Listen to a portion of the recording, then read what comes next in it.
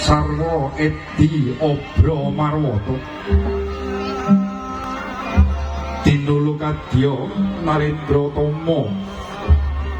mencorong kawibawane mencorong pasuryane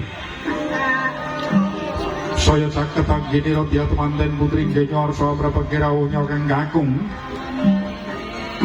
dumugi sasana yen ya sasana panggih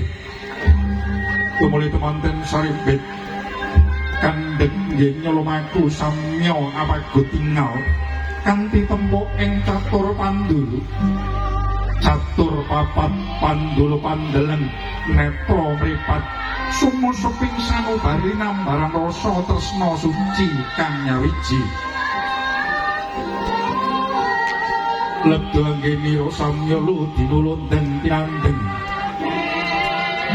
Dongkapati cara candhipun nggih